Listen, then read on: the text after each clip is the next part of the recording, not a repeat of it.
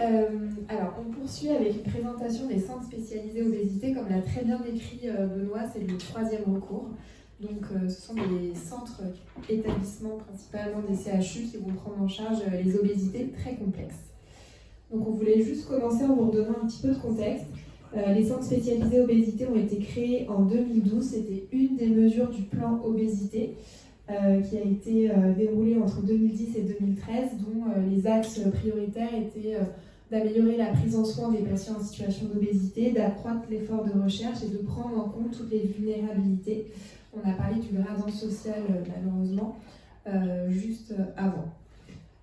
On a une nouvelle classification des CSO par l'ARS qui a eu lieu fin 2024, qui a amené un redécoupage des zones territoriales, donc on va y revenir. Et on a, en termes d'actualité pour 2025, une nouvelle feuille de route qui devrait normalement être dévoilée d'ici la fin d'année. Donc les centres spécialisés, il en existe 37 en France. Ils sont chacun régis par une ARS. De manière assez simple, ils correspondent à une zone territoriale et donc une région. Par exemple en Bretagne, c'est le CSO Bretagne.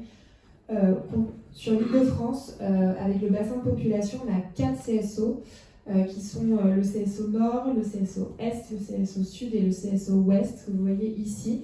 Les zones territoriales sont définies en fonction des DAC et donc des CPTS qui y sont rattachés, avec à la fois un espace délimité et des établissements qu'on dit constitutifs, qui sont CSO, qui sont donc des établissements tamponnés comme centres experts. Et au national, on a le GCC-CSO, c'est un autre terme, mais qui désigne le groupement de coordination des CSO au national et qui nous représente notamment dans les instances gouvernementales comme à la DGOS.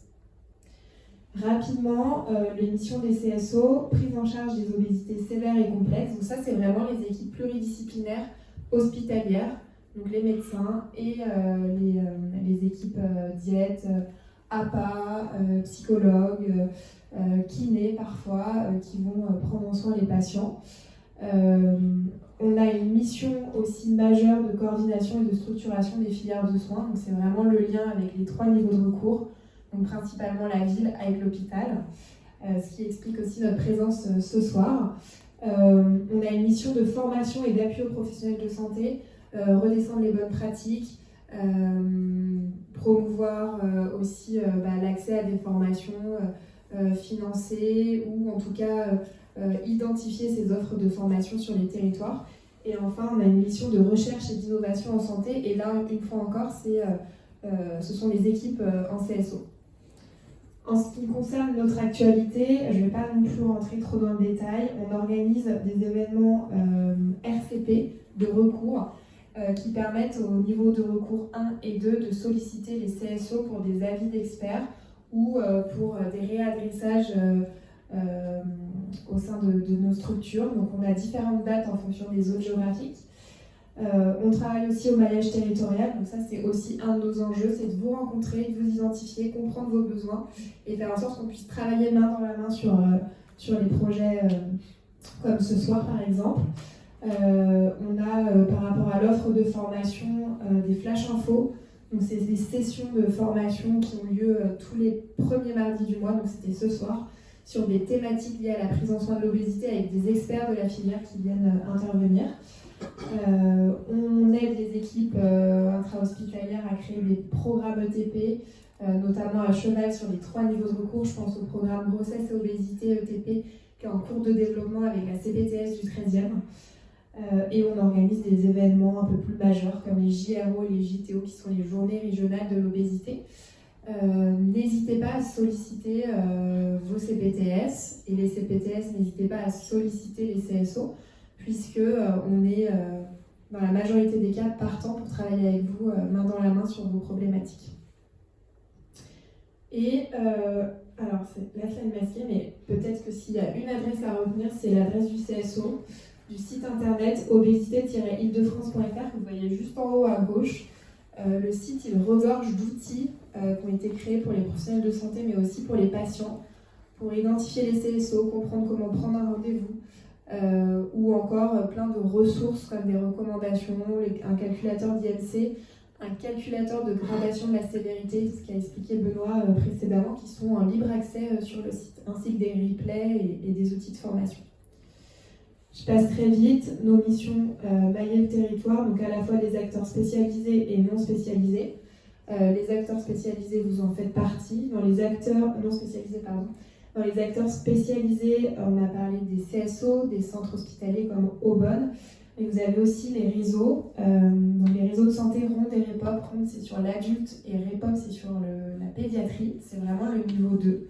Ils vont faire l'interface entre la ville et l'hôpital et ils vont prendre en charge des obésités complexes.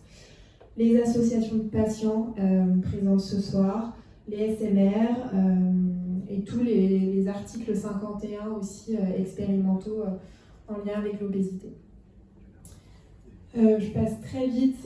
Cet outil de phénotypage de l'obésité vous a été décrit par Benoît. Je le répète, mais vous avez le calculateur qui est disponible sur le site internet.